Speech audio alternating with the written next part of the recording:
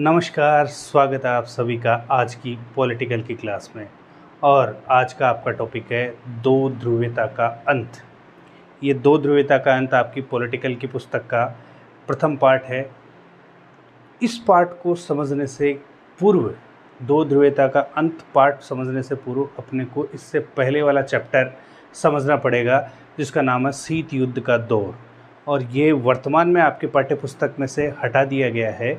Covid के उपरांत जब सिलेबस की में कमी की गई उस दौरान वो प्रथम पार्ट आपका हटा दिया गया था। तो अभी आपकी पाठ्य पुस्तक में पहला पार्ट दो ध्रुवीयता का अंत है, लेकिन इस पार्ट को समझने के लिए हमारे को शीत युद्ध का दौर समझना पड़ेगा। और शीत युद्ध का दौर अपन देखते हैं। चलिए, तो देखो, द्वितीय विश्व युद्ध, सेकेंड वर्ल्ड वॉर।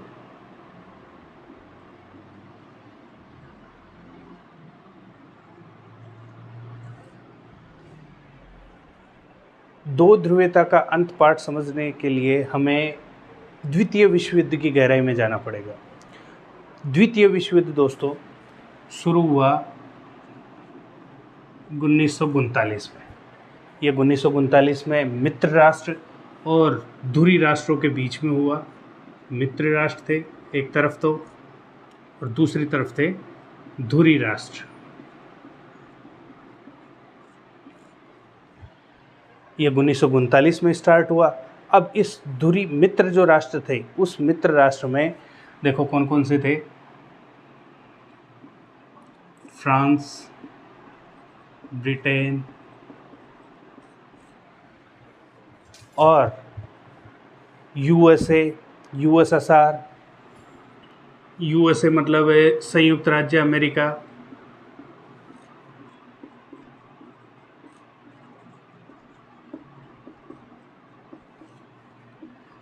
और सोवियत संघ या रूस कह सकते हो आप इसको। अभी के लिए अपन इसको रूस लिख लेते हैं।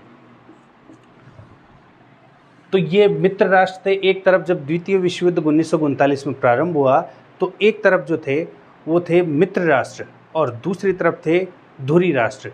तो मित्र राष्ट्रों में अपन ने देख लिया फ्रांस, ब्रिटेन, संयुक्त राज्य अमेरिका और रूस थे। और एक तरफ धुरी राष्ट्रों की तरफ थे जर्मनी, इटली और जापान। ये मित्र राष्ट्र और धुरी राष्ट्रों के बीच में द्वितीय विश्व युद्ध लड़ा गया। अब इसमें हुआ क्या दोस्तों, 1939 में ये सेकेंड वर्ल्ड वॉर प्रारंभ हुआ और ये चला साहब 1945 तक। 1945 में सेकेंड वर्ल्ड वॉर समाप्त हो गया। और समाप्त किस प्रकार हुआ, संयुक्त राज्य अमेरिका, जिसको अपन शॉर्ट नेम यूएसए कहते हैं, यूएसए ने जापान के ऊपर, ये जो धुरी राष्ट्रों में शामिल था जापान, इस जापान के ऊपर परमाणु हमला कर दिया, परमाणु बम। जापान के दो शहर थे, नागासाकी और हिरोशिमा, ये दो शहर थे। इन दो शहरों पे 6 अगस्त 1945 और इसके 3 दिन बाद 9 अगस्त 1945 को परमाणु हमला, परमाणु बम गिराया गया। और इस परमाणु बम गिराने के बाद में जापान ने मित्र राष्ट्रों के समक्ष आत्मसमर्पण कर दिया और इस प्रकार सेकेंड वर्ल्ड वॉर समाप्त हो गया। अब द्वितीय विश्व युद्ध समाप्त तो हो गया, लेकिन समाप्त होने के बाद में विश्व में दो महाशक्तियां उभरी।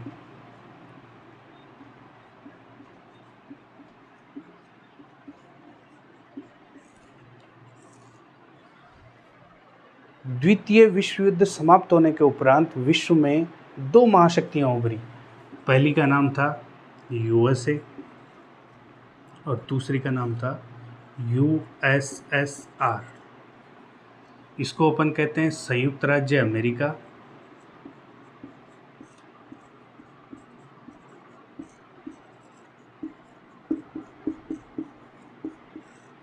और इसको कहते हैं हम सोवियत संघ।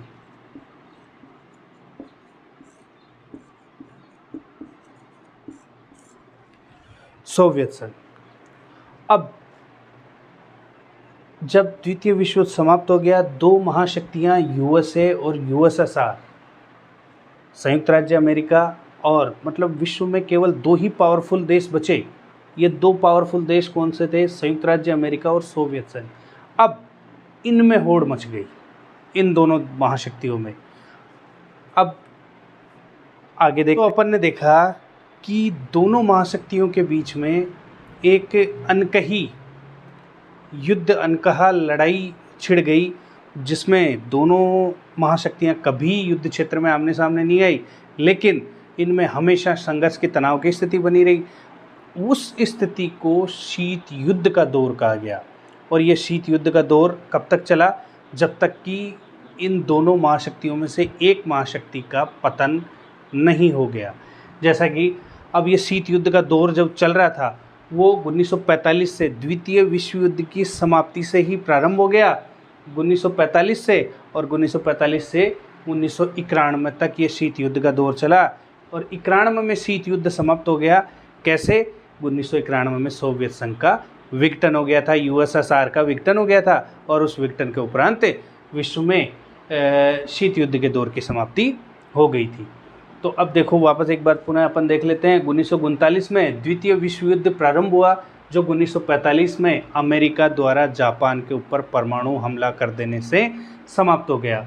और द्वितीय विश्व युद्ध की समाप्ति के पश्चात विश्व में जो थी वो दो महाशक्तियाँ उभरी, संयुक्त राज्य अमेरिका, जिसको कि अपन यूएसए कहते हैं, और दूसरा था सोवियत संघ, जिसको कि अपन यूएसएसआर के नाम से जानते हैं। इस संयुक्त राज्य अमेरिका यूएसए में जो अर्थव्यवस्था थी वो थी पूंजीवादी अर्थव्यवस्था, और जो सोवियत संघ था, इस सोवियत संघ की जो सिस्टम, जो प्रणाली थी, वो थी समाजवादी अर्थव्यवस्था के ऊपर आधारित थी। सोवियत संघ में समाजवादी अर्थव्यवस्था से शासन प्रणाली चलती थी। चलिए अब एक बार आगे देखते हैं। तो दोस्तों, शीत युद्ध के दौर में इन दोनों ही महाशक्तियों ने ज़्यादा से ज़्यादा पावर जुटाना प्रारंभ कर दिया, और इन दोनों ही महाशक्तियों ने अपने अलग अलग गुट बना लिए। जैसे यूएसए ने, संयुक्त राज्य अमेरिका ने अपना एक अलग संगठन बनाया, जिसको हम नाटो के नाम से जानते हैं, और इस रूस ने भी अपना एक अलग संगठन बनाया, जिसको हम सोवियत संघ के नाम से जानते हैं। ये सोवियत संघ का जो नेता था वो रूस था, और नाटो जो संगठन था, इस संगठन का मुखिया था संयुक्त राज्य अमेरिका। और इस दोनों ही महाशक्तियों के पावरफुल होने के कारण विश्व जो था वो दो ध्रुवीय हो गया। अब दो ध्रुवीय विश्व किस प्रकार हुआ वो देखते हैं। अमेरिका और सोवियत संघ ने विश्व को जो था वो दो हिस्सों में बांट दिया, और वो दो हिस्से कौन से थे? इन्होंने पूरे यूरोप महाद्वीप को, ये देखिए, ये यूरोप महाद्वीप को समझिए कि ये यूरोप महाद्वीप है, और यूरोप महाद्वीप में इन्होंने पूरे यूरोप महाद्वीप को दो भागों में बांट दिया, पश्चिमी खेमा और पूर्वी खेमा। पश्चिमी खेमा का प्रतिनिधित्व जो था वो संयुक्त राज्य अमेरिका यूएसए कर रहा था, और इस को अपन पहली दुनिया के नाम से भी जानते हैं। और ठीक इसी प्रकार पूर्वी खेमे का जो नेतृत्व कर रहा था, पूर्वी यूरोप का, उसका नेतृत्व कर रहा था सोवियत संघ, जिसको कि अपन दूसरी दुनिया के नाम से भी जानते थे। इन्होंने पूरे यूरोप महाद्वीप के, जो यूरोप महाद्वीप में जितने भी देश थे, उन सभी देशों को अपनी अपनी तरफ मिलाना प्रारंभ कर दिया, जिसकी वजह से पूरा यूरोप महाद्वीप जो था वो दो भागों में बट गया, पश्चिमी भाग और पूर्वी भाग। पश्चिमी भाग का जो नेता था वो यूएसए अमेरिका था, और पूर्वी खेमा, पूर्वी भाग जो था, पूर्वी यूरोप जो था, उसका जो उसमें जितने भी देश थे पूर्वी यूरोप में, वो सारे देश सोवियत संघ के अंडर में आते थे। तो चलिए देखते हैं अब और आगे। इसमें ये यूरोप महाद्वीप जो था, इसमें बीच में जर्मनी पर शहर देश पड़ता था। इस जर्मनी, जैसे ये रेखा मैंने इंगित कर रखा है, यहाँ पे एक बर्लिन नामक शहर था। ये बर्लिन जर्मनी की राजधानी हुआ करता था, और इसी बर्लिन में एक बर्लिन की दीवार भी खींची गई थी, जिसको अपन आगे देखते हैं। चलिए आगे देखते हैं। चलिए अब देखते हैं बर्लिन की दीवार के बारे में। विश्व के दो खेमों में बट जाने के कारण यूरोप महाद्वीप का जो जर्मनी देश था, जर्मनी देश की राजधानी थी बर्लिन। इस बर्लिन में 1961 में 150 किलोमीटर लंबी एक दीवार खींच दी थी, और इसी दीवार के कारण पूरा जर्मनी जो बर्लिन शहर था वो दो भागों में बट गया था। आधा बर्लिन यूरोप, इसमें यूएसए वाले खेमे में था, और आधा बर्लिन जो था वो सोवियत संघ वाले खेमे में था। पूरे बर्लिन शहर को दो भागों में बांट दिया था उस दीवार के माध्यम से। 150 किलोमीटर लंबी एक दीवार खींची गई थी, जिसको बर्लिन की दीवार कहा जाता है। और ये कब बनी थी? 1961 में इसको बनाया गया था। 150 किलोमीटर लंबी थी, और इसी दीवार को फिर 9 नवंबर 1989, ये आपके लघुतरात्मक प्रश्नों में आ सकता है। जो अति लघुतरात्मक प्रश्न है ऑप्शन वाले ABCD जो ऑप्शन आते हैं उन प्रश्नों में भी इससे प्रश्न ये ऐसा प्रश्न आ सकता है कि भाई बर्लिन की दीवार कितनी किलोमीटर लंबी थी, या बर्लिन की दीवार कब बनी थी, या बर्लिन की दीवार को कब तोड़ा गया। तो इन प्रश्नों को भी आप नोट करते रहिएगा। तो ये जो बर्लिन की दीवार थी, इस बर्लिन की दीवार को 9 नवंबर 1989 को जो आम जनता थी, बर्लिन की जनता थी, उसी के द्वारा इससे बर्लिन की दीवार को तोड़ दिया गया। तो जैसा कि अपन ने देखा कि द्वितीय विश्व युद्ध की समाप्ति उपरांत शीत युद्ध का दौर चालू हो गया था। अब इस शीत युद्ध के दौर में एक तरफ था USA संयुक्त राज्य अमेरिका और दूसरी तरफ था USSR सोवियत संघ। अब इन दोनों के बीच में विश्व में क्या स्थिति हो गई थी, देखो दोनों महाशक्तियां बची थी, इसी कारण दोनों महाशक्तियों में युद्ध जैसी स्थिति हो गई थी। और युद्ध जैसी स्थिति मतलब ये दोनों ही महाशक्तियां थी, ताकतवर थी, दोनों ही परमाणु संपन्न राष्ट्र थे, परमाणु संपन्न। इस कारण दोनों को आपस में ये भी डर था कि भाई ये मेरे ऊपर आक्रमण ना कर दे, और अगर होगा आक्रमण होगा तो फिर विनाश जो है और नुकसान जो है वो दोनों ही देशों को है। तो इस कारण युद्ध दोनों ही जो देश थे उन दोनों ही देशों के मध्य में शीत युद्ध के दौर में युद्ध जैसी स्थिति हो गई थी, और इन दोनों ही देशों में हथियारों की होड़ भी लग गई थी। दोनों ही देश जो थे वो बहुत ही खतरनाक हथियार जो थे उनकी जमावड़े में लग गए, उनको इकट्ठा करने में लग गए, क्योंकि जितने ज़्यादा हथियार उतनी ज़्यादा पावर, उतनी ही ज़्यादा शक्ति। तो इस कारण जो दोनों ही देश थे वो हथियारों की होड़ में लग गए। जो अत्याधुनिक हथियार थे वो उनको पाने की चाह में लग गए, ताकि खुद को और ज़्यादा से ज़्यादा पावरफुल और ज़्यादा से ज़्यादा मजबूत बना सके। शक्ति बढ़ाने का प्रयास किया इन दोनों ही महाशक्तियों ने, इन दोनों ही देशों ने, USA और सोवियत संघ, इन दोनों ही देशों ने अपनी शक्ति, अपनी पावर बढ़ाने का प्रयास किया। और वो पावर चाहे वो राजनीतिक हो, चाहे सैन्य शक्ति हो, सारी जो शक्तियाँ थी उनमें अपना इजाफा, बढ़ोतरी करने का प्रयास किया। इसी कारण जो थी कई बार इन दोनों ही महाशक्तियों में संघर्ष की स्थिति बन गई थी। दोनों ही महाशक्तियाँ जो थी, दोनों ही देश जो थे वो एक दूसरे से आगे निकलने की होड़ में थे। इस कारण इनके बीच में हमेशा संघर्ष की स्थिति बनी रहती थी, जिसके कारण अन्य जो देश थे जैसे यूरोप महाद्वीप के और अन्य देश जो सोवियत संघ के खेमे में थे और USA के खेमे में थे, अमेरिका के खेमे में और सोवियत संघ दोनों के खेमे में जो जितने भी देश थे उन देशों को भी क्या, उनमें भी तनाव की स्थिति आ जाती थी कि भाई अगर ये दोनों महाशक्तियाँ आपस में युद्ध हो गया इनमें तो उसका खामियाजा हमें भी भुगतना पड़ेगा। इसी कारण उस पूरे यूरोप महाद्वीप में जो था, यूरोप महाद्वीप के जो देश थे उनके में भय का माहौल भी था कि अगर ये दोनों महाशक्तियाँ जो थी वो युद्ध क्षेत्र में आ गई तो फिर क्या होगा। इस स्थिति का अनुमान लगाते हुए ही उन समस्त यूरोप महाद्वीप के जो देश थे उनमें भय का माहौल भी व्याप्त। तो अब देखिए दो ध्रुवीयता का अंत, जो विश्व जो था वो दो ध्रुवों में बट गया था। अब इस दो ध्रुवीयता का अंत किस प्रकार हुआ वो देखिए। सन 1991 में सोवियत संघ जो था USSR उसका विघटन हो गया, और इस विघटन के फलस्वरूप दो ध्रुवीयता का अंत हो गया।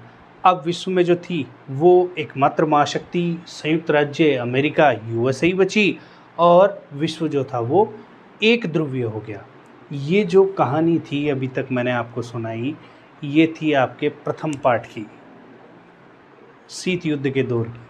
अब जो आपका असली पार्ट जो अभी है दो ध्रुवीयता का अंत, वो किस प्रकार हुआ, इन दो ध्रुवीयता का अंत किस प्रकार हुआ, कौन से देश में कौन सी प्रणाली अर्थव्यवस्था चलती थी, वो सारी चीज़ें जो है वो अपन अब देखेंगे। वास्तविक पार्ट आपका अब शुरू होगा। चलिए दोस्तों अब देखते हैं सोवियत प्रणाली। इस सोवियत प्रणाली का जो उदय था वो रूस में 1917 में एक क्रांति हुई थी, समाजवादी क्रांति। उस समाजवादी क्रांति के फलस्वरूप रूस में सोवियत प्रणाली का उदय हुआ था। रूस में 1917 की क्रांति से पहले जिस प्रकार भारत में राजतंत्र था, ठीक उसी प्रकार रूस में भी राजतंत्र था। जारशाही राजतंत्र, जार वंश के जो शासक थे, लास्ट में 1917 में जब ये क्रांति हुई उस समय रूस के शासक थे जार निकोलस द्वितीय।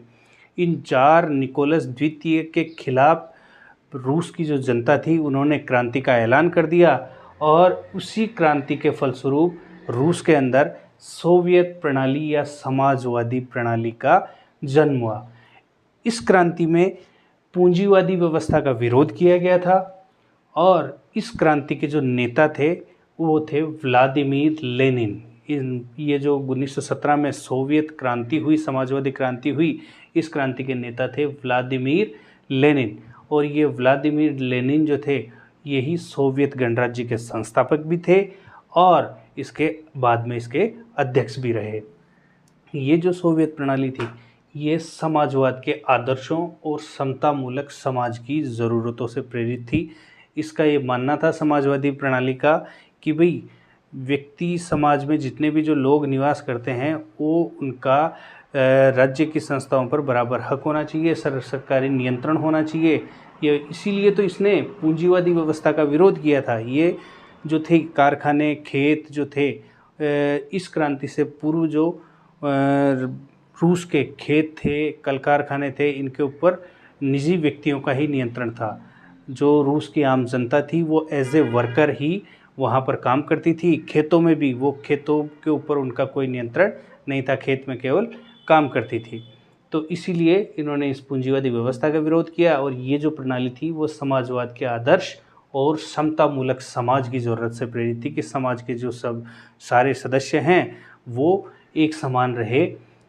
इसी कारण इन्होंने ये सोवियत प्रणाली अपनाई और इस प्रणाली में जो था वो निजी संपत्ति की संस्था को समाप्त करने और समाज को समानता के सिद्धांत पर रचने का प्रयास किया। इसी कारण ये सोवियत प्रणाली प्रसिद्ध थी। चलिए अब आगे चलिए दोस्तों, अब देखते हैं सोवियत प्रणाली की विशेषताएं। कई बार प्रश्न आ जाता है एग्जाम में कि सोवियत प्रणाली की विशेषताएं का वर्णन कीजिए।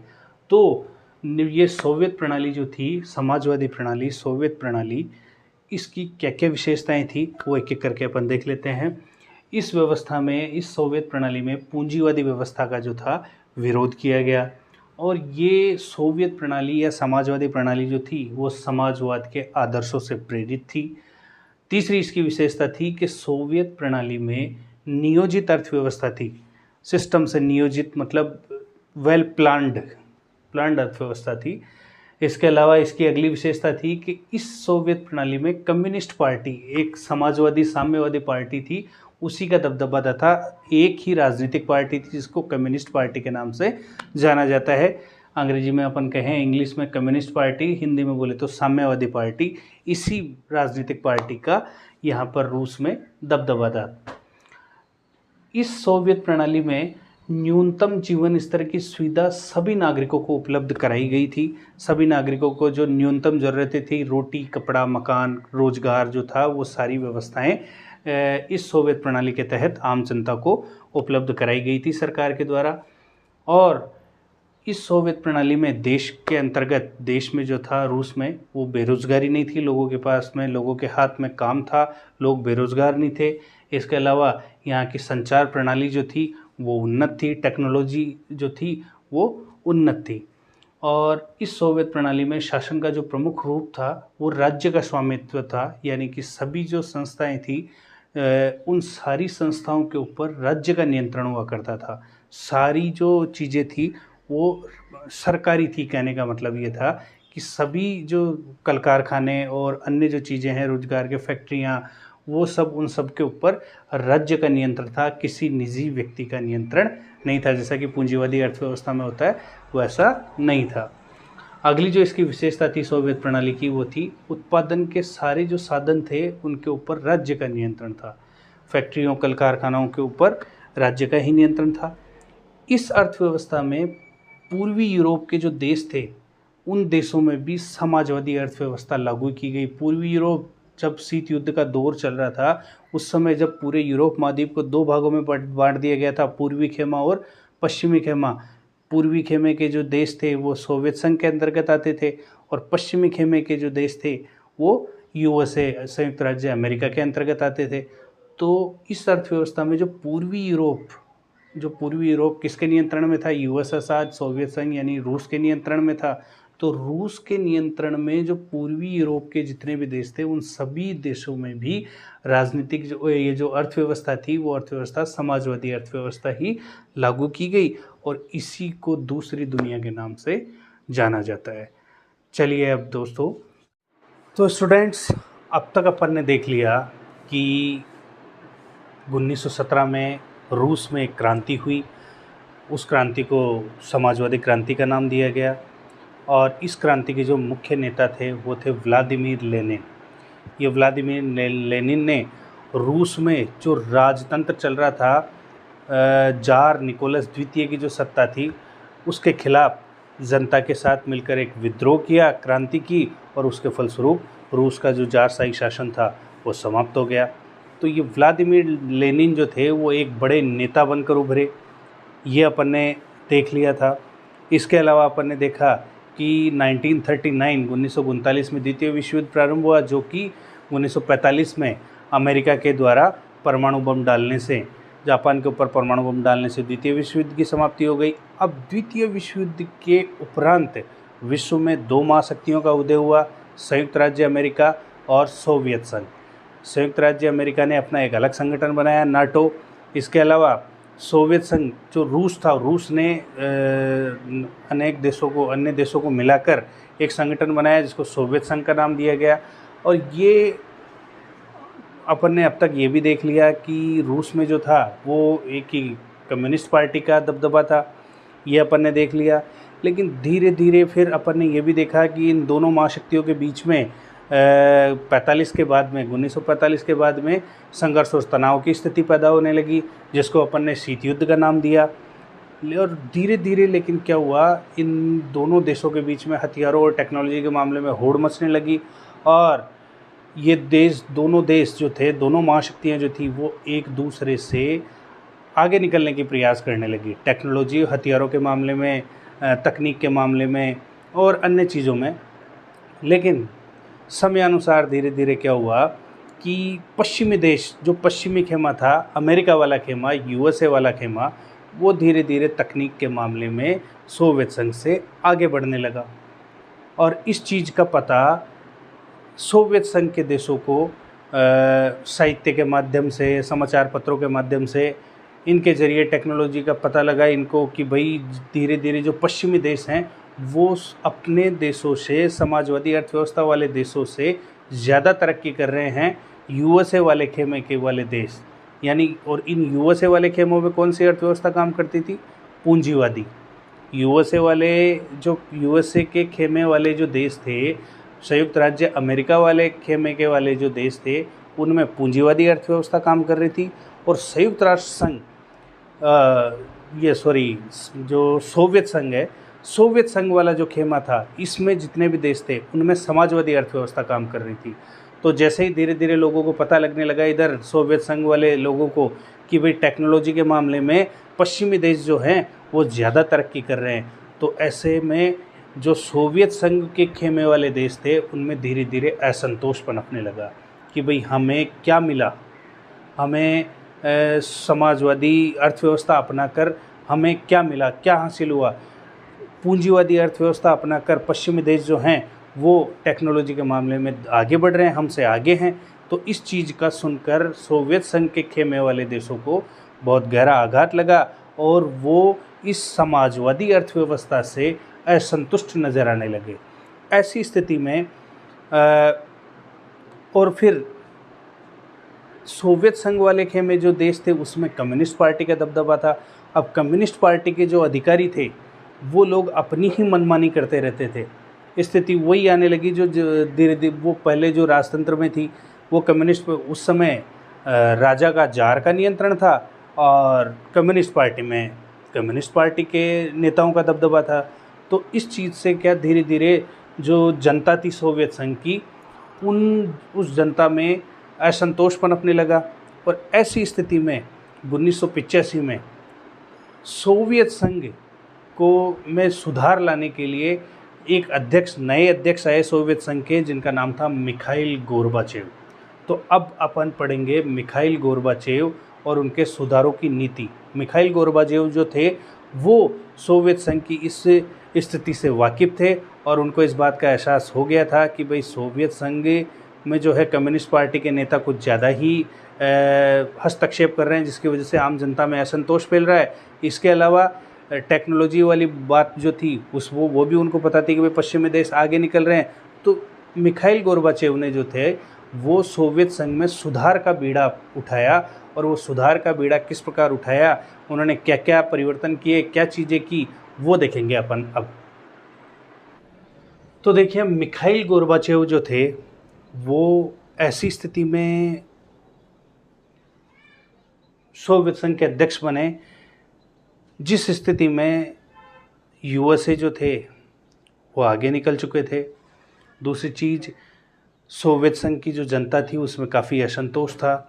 तो ऐसी स्थिति में मिखाइल गोर्बाचेव 1985 में कम्युनिस्ट पार्टी के महासचिव बने, और महासचिव बनने के बाद में मिखाइल गोर्बाचेव को ये पता था कि सोवियत संघ की जो राजनीतिक प्रणाली है उसमें काफ़ी समस्याएं हैं। तो उन समस्याओं को दूर करने के लिए मिखाइल गोर्बाचेव ने कुछ प्रयास किए। वो देखते हैं अपन किस प्रकार थे। जब 1985 में मिखाइल गोर्बाचेव सोवियत संघ के महासचिव बने, उस समय पश्चिमी देश जो थे यूएसए खेमे वाले, संयुक्त राज्य अमेरिका के जो खेमा था, उस खेमे वाले देश सूचना और प्रौद्योगिकी के मामले में, टेक्नोलॉजी के मामले में जो थे वो सोवियत संघ से काफ़ी आगे निकल चुके थे। और इस कारण सोवियत संघ की जो जनता थी उसमें काफ़ी असंतोष था कि भाई हमें समाजवादी अर्थव्यवस्था अपनाकर क्या हासिल हुआ, जब पूंजीवादी अर्थव्यवस्था वाले देश, पश्चिमी खेमे वाले देश टेक्नोलॉजी और प्रौद्योगिकी के मामले में हमसे आगे निकल गए, पूंजीवादी अर्थव्यवस्था अपना के आगे निकल गए, तो हमें इस समाजवादी अर्थव्यवस्था से क्या हासिल हुआ। इस कारण सोवियत संघ की जो जनता थी उसमें काफ़ी असंतोष था, और इस बात को मिखाइल गोर्बाचेव भांप चुके थे। इस कारण मिखाइल गोर्बाचेव ने सोवियत संघ को पश्चिमी देशों के बराबर लाने का प्रयास किया, क्योंकि जनता का असंतोष सिर्फ इसी तरीके से कम हो सकता था कि सोवियत संघ संयुक्त राज्य अमेरिका, यूएसए खेमे वाले देशों के बराबर आ जाए, तभी जनता का असंतोष कम हो सकता था। इस कारण इसने सोवियत संघ को पश्चिमी देशों के बराबर लाने का प्रयास किया, और इसलिए गोर्बाचेव ने सोवियत संघ की राजनीति में खुलापन और पुनर्रचना की नीति चलाई, थोड़ा ओपन एंड रीडेवलपमेंट, पुनर्रचना। तो वो ये नीति इसने गोर्बाचेव ने चलाई। इसके अलावा गोर्बाचेव ने सोवियत संघ में कम्युनिस्ट पार्टी का जो दबदबा था उस दबदबे को भी कम करने के लिए आर्थिक और राजनीतिक सुधार किए। इसके अलावा लोकतांत्रिकरण की नीति भी गोर्बाचेव ने चलाई, ताकि सोवियत संघ की जनता के असंतोष को थोड़ा कम किया जा सके। लेकिन स्थिति जो थी इससे उलट हो गई। गोर्बाचेव जो था वो सोवियत संघ का विकास चाहता था, जनता के असंतोष को कम करना चाहता था और सोवियत संघ को आगे ले जाना चाहता था।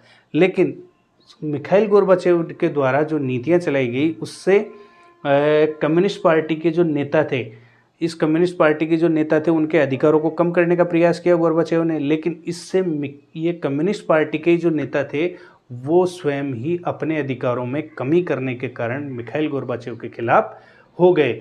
मतलब उल्टा पड़ गया ये मामला। मिखाइल गोर्बाचेव जो थे वो सोवियत संघ में सुधार चाहते थे, लेकिन उस सुधार को करने के लिए कम्युनिस्ट पार्टी के दबदबे को थोड़ा कम करना था। अब कम कर रहे तो वो जो कम्युनिस्ट पार्टी के जो नेता थे वो स्वयं मिखाइल गोर्बाचेव के खिलाफ हो गए।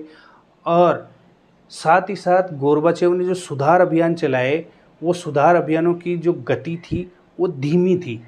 उस धीमी गति के कारण जनता में और असंतोष फैल गया। सुधार तो कर रहे थे मिखाइल गोर्बाचेव और जनता के लिए कर रहे थे, लेकिन जनता को जो गति थी सुधारों की, वो सुधारों की गति से और ज़्यादा समस्या हो गई। इस कारण दोनों ही तरफ से मिखाइल गोर्बाचेव गिर गए। स्वयं की पार्टी कम्युनिस्ट पार्टी के नेता भी इनको अधिकारों में कमी करने के कारण इनके खिलाफ हो गए, और जो सोवियत संघ की जनता थी वो जनता भी मिखाइल गोर्बाचेव के खिलाफ हो गई, सुधारों की गति धीमी होने के कारण। तो आइए अब आगे देखते हैं कि आगे क्या स्थिति हुई। तो ये जनता और कम्युनिस्ट पार्टी दोनों ही मिखाइल गोर्बाचेव के खिलाफ हो गई। अन्य जो सोवियत संघ में जो देश शामिल हो रखे थे वो देश भी जो थे वो मिखाइल गोर्बाचेव के खिलाफ हो गए।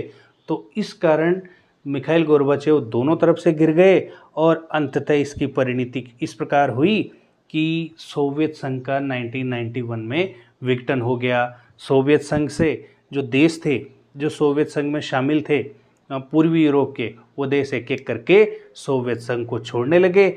और क्यों छोड़ने लगे? क्योंकि वो पूंजीवादी अर्थव्यवस्था की तरफ जाना चाहते थे। ये समाजवादी अर्थव्यवस्था से उनको यूँ लग रहा था कि भाई हमारा विकास नहीं हो रहा है। इस कारण वो समाजवादी अर्थव्यवस्था को छोड़कर पूंजीवादी अर्थव्यवस्था की तरफ यूएसए खेमे में जाना चाह रहे थे। इस कारण सोवियत संघ को एक एक देश छोड़कर जाने लगे और अंततः 1991 में सोवियत संघ का विघटन हो गया। अब अपन आगे देखेंगे कि भाई सोवियत संघ के विघटन के उपरांत क्या क्या चीज़ें हुई विश्व में। तो वो अब जब 1991 में स्टूडेंट्स सोवियत संघ का विघटन हो गया, तो उसके पश्चात सोवियत संघ के विघटन के बाद में 15 नए देशों का उदय हुआ दोस्तों, जो सोवियत संघ के खेमे में थे। तो सोवियत संघ के विघटन के उपरांत, सोवियत संघ के टूटने के बाद में, सोवियत संघ के विघटन और टूटने के उपरांत 15 नए देशों का उदय हुआ। और ये जो 15 नए देश थे, इन 15 नए देशों ने मिलकर एक अपना ही एक संगठन बनाया।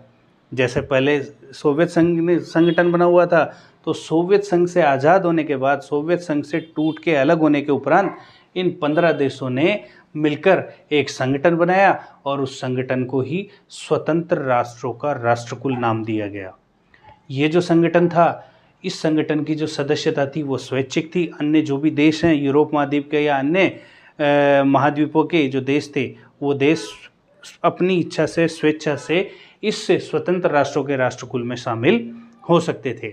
और ये जो स्वतंत्र राष्ट्रों का राष्ट्रकुल नाम का जो संगठन था, ये एक ऐसा संगठन था जो अपने देशों के बीच में, जो इसके सदस्य देश थे, उन सदस्य देशों के बीच में व्यापार, श्रम और वस्तुओं की आवाजाही को बनाए रखता था। मतलब इनमें इंपोर्ट एक्सपोर्ट पे जो टैक्स नहीं लेना, और जो भी टेक्नोलॉजी के मामले में और अन्य जो तकनीक है, वो तकनीक को एक दूसरे देशों से साझा करना अपने सदस्य देशों से, ये इस स्वतंत्र राष्ट्रों के राष्ट्रकुल की नीति थी इस संगठन की। अब सोवियत संघ के विघटन 1991 में हो गया था।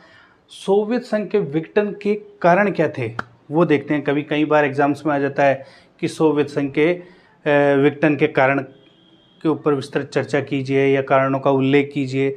तो वो एक एक करके अपन इन कारणों को देखेंगे कि सोवियत संघ के विघटन के क्या कारण थे। पहला कारण तो ये था कि सोवियत संघ जो था वो जनता की आकांक्षाओं को पूरा नहीं कर पाया। जनता की जो इच्छाएं सोवियत संघ के लिए थी कि भाई सोवियत संघ हमारा विकास करेगा या हमारी जो भी है कामकाज की जो चीज़ें हैं, हमारे को रोज़गार देगा, शिक्षा देगा, टेक्नोलॉजी के मामले में उन्नत करेगा।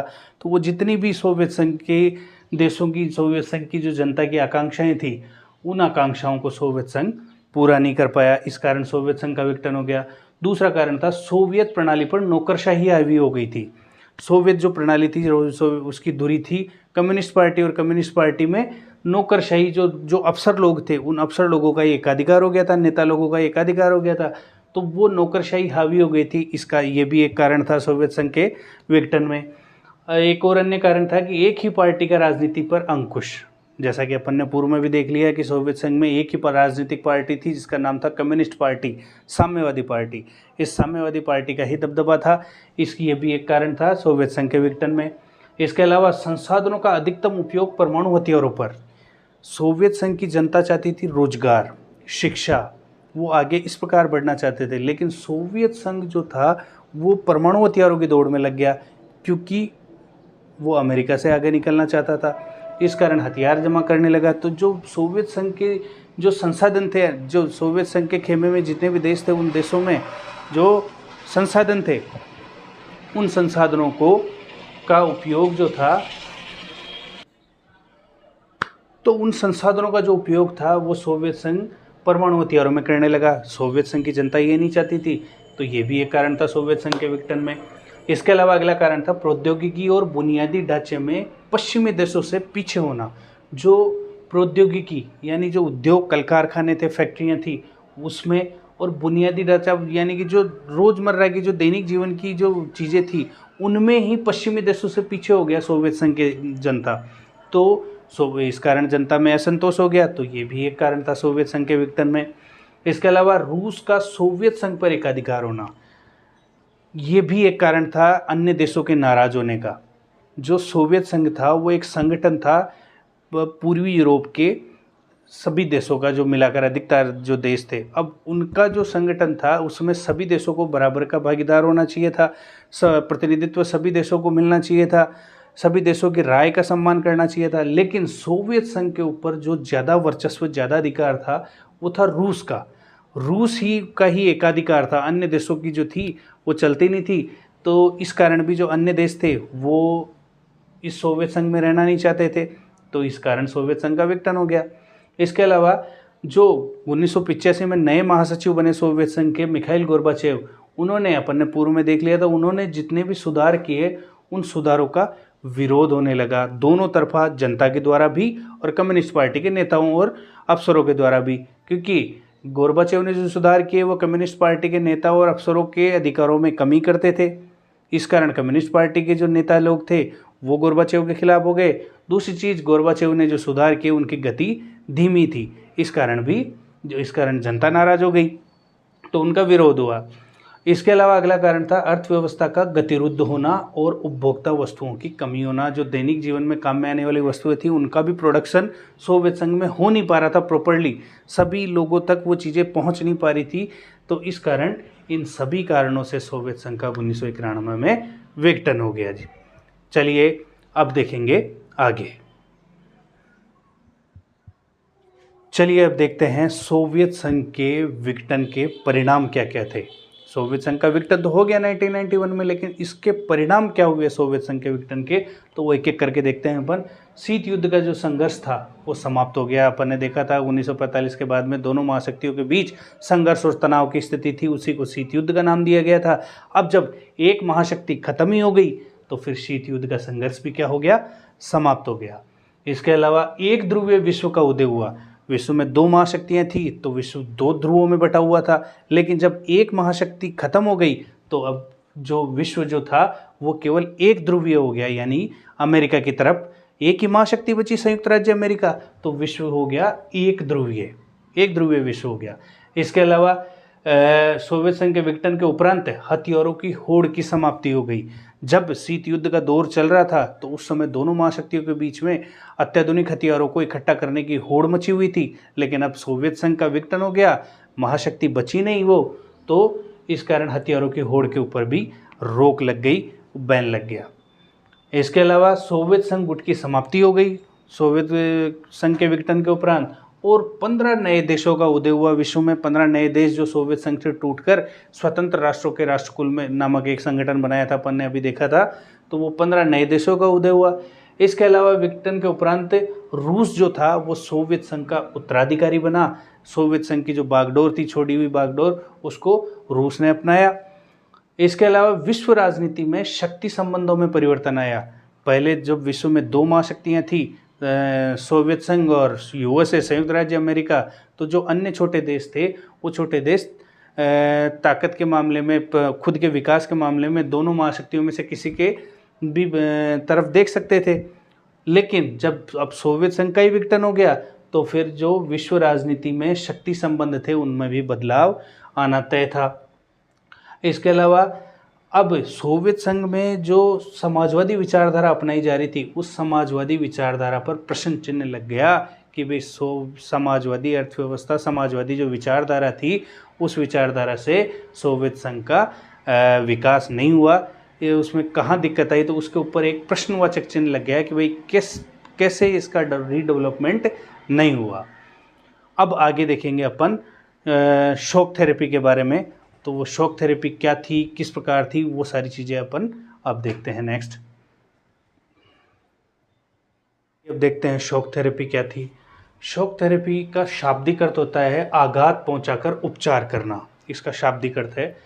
इस शॉक थेरेपी क्या थी वो देखियो कि साम्यवाद के पतन के बाद में जब समाजवादी व्यवस्था ढह गई थी सोवियत संघ में, तो उस समाजवादी अर्थव्यवस्था के पतन के बाद में सोवियत संघ के जो देश थे उन देशों को विश्व बैंक और अंतर्राष्ट्रीय मुद्रा कोष, वर्ल्ड बैंक और IMF जो था अंतर्राष्ट्रीय मुद्रा कोष, इसके द्वारा एक निर्धारित मॉडल को अपनाना पड़ा उन 15 देशों को। और वो जो मॉडल था वो क्या कहता था कि इस मॉडल के तहत साम्यवाद को यानी समाजवादी अर्थव्यवस्था को छोड़कर पूंजीवादी अर्थव्यवस्था को अपनाना था।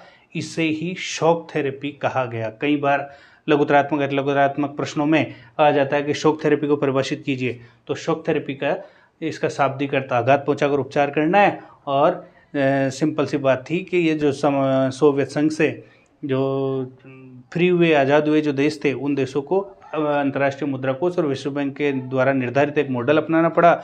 उस मॉडल के तहत जो समाजवादी अर्थव्यवस्था को छोड़कर पूंजीवादी अर्थव्यवस्था अपनाना था, इसी को शॉक थेरेपी कहा गया। चलिए अब देखते हैं शॉक थेरेपी की विशेषताएं। शॉक थेरेपी की क्या क्या विशेषताएं थी। शॉक थेरेपी में शासन का प्रमुख रूप निजी स्वामित्व था, जो अब शॉक थेरेपी में मतलब पूर्णतया पलट दिया गया था, जिससे सरकारी व्यवस्थाएं चलती थी। समाजवादी अर्थव्यवस्था में सरकारी सामूहिक नियंत्रण था, सरकार का नियंत्रण था, वो खत्म करके शासन का प्रमुख रूप जो था वो निजी स्वामित्व हो गया था। इसके अलावा राज्य की जो संपदा थी उसका निजीकरण किया गया, जो सरकारी चीज़ें थी उनका निजीकरण कर दिया गया। अगली विशेषता थी सामूहिक फार्म की जगह निजी फार्म खोले गए। और इसी शॉक थेरेपी में मुक्त व्यापार व्यवस्था को अपनाना पड़ा, इसी को बढ़ावा दिया गया, मुक्त व्यापार व्यवस्था को। इसके अलावा मुद्राओं की आपसी परिवर्तनीयता, जो इसके शॉक थेरेपी के जो द्वारा जो देश थे उन समस्त देशों में मुद्राओं का जो था आपस में परिवर्तन कर सकते थे, शॉक थेरेपी की विशेषता थी। इसके अलावा पश्चिमी देशों की आर्थिक व्यवस्था से जुड़ाव हुआ शॉक थेरेपी के मार्फत।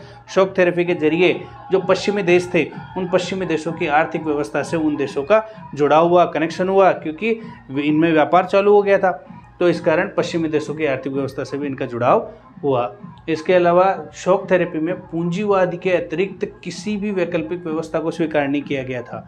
इसमें समाजवादी अर्थव्यवस्था को त्याग कर सिर्फ और सिर्फ पूंजीवादी अर्थव्यवस्था अपनानी थी। इसके अतिरिक्त अन्य किसी भी वैकल्पिक व्यवस्था को स्वीकार नहीं किया गया था शॉक थेरेपी में। चलिए अब आगे देखते हैं। चलिए अब देखते हैं शॉक थेरेपी के परिणाम क्या क्या थे स्टूडेंट। इस शॉक थेरेपी में भी ठीक वैसा ही हुआ जैसा संयुक्त राष्ट्र संघ इसके सोवियत संघ के जो लास्ट महासचिव थे मिखाइल गोर्बाचेव, उनके साथ हुआ था, वैसा ही शॉक थेरेपी में हुआ। शॉक थेरेपी कहाँ तो लागू की गई थी कि भाई उन देशों का क्या करेंगे, डेवलपमेंट करेंगे, विकास करेंगे, लेकिन शॉक थेरेपी के परिणाम उल्टे ही थे। शॉक थेरेपी की वजह से पूरे क्षेत्र की अर्थव्यवस्था जो थी वो तहस नहस हो गई थी। इसके अलावा रूस का जो औद्योगिक ढांचा था वो चरमरा गया था। रूस का जो वो कल कारखाने थे वो अधिकतर जो थे वो बंद हो गए थे या अधिकतर बिक गए थे। 90% उद्योगों को निजी कंपनियों को बेचा गया। जितने भी जो सरकारी उद्योग धंधे थे, कल कारखाने थे, उन 90% उद्योग धंधों को निजी कंपनियों को बेचा गया। और महत्वपूर्ण जो उद्योग थे उनको काफ़ी कम कीमत पर उन कंपनियों को बेचा गया। इसके अलावा शॉक थेरेपी के परिणाम थे, इसे इतिहास की सबसे बड़ी गैराज सेल कहा गया। जो 90% के लगभग जो उद्योग कल कारखाने थे उनको निजी कंपनियों को बेचा गया, इसी कारण इसे इतिहास की सबसे बड़ी गैराज सेल भी कहा गया। रूसी मुद्रा जो रूबल थी, रूस में जैसे अपने इंडिया में रुपया चलता है, अमेरिका में डॉलर चलता है, ठीक उसी प्रकार रूस की जो मुद्रा है उसका नाम है रूबल। तो रूसी जो मुद्रा थी रूबल, उसमें भारी गिरावट हुई। इसके अलावा शॉक थेरेपी के कारण महंगाई बढ़ गई, वह खाद्यान्न कम पड़ने लगा। इस कारण खाद्यान्न का गेहूं जो खाते थे वो लोग, उनको उसका आयात करना पड़ा, दूसरे देशों से वो खाद्यान्न खरीदना पड़ा। इसके अलावा सरकारी रियायतें जो थी वो समाप्त कर दी गई, क्योंकि समाजवादी अर्थव्यवस्था में से सरकारी रियायतें मिलती थी। लेकिन जब समाजवादी अर्थव्यवस्था ही खत्म हो गई और पूंजीवादी अर्थव्यवस्था लागू हो गई, तो सरकारी जो रियायतें छूट मिलती थी, सब्सिडियाँ वगैरह, वो सारी बंद कर दी गई। और इस कारण अमीर और गरीब जो लोग थे उन लोगों के बीच में एक बड़ी खाई पैदा हो गई। तो ये शॉक थेरेपी जो विकास के लिए लागू की गई थी, इसका परिणाम उससे उलट ही हुआ। पूरे क्षेत्र की अर्थव्यवस्था जो थी वो खत्म हो गई थी, डाउन हो गई थी, कम हो गई थी। चलिए इस प्रकार आपका ये जो पाठ है दो ध्रुवीयता का अंत, वो दो ध्रुवीयता का अंत इस पाठ का यहीं पे समाप्त होता है। अब फिर से मिलेंगे एक नए पाठ में अगली क्लास में। Thank you. जय हिंद।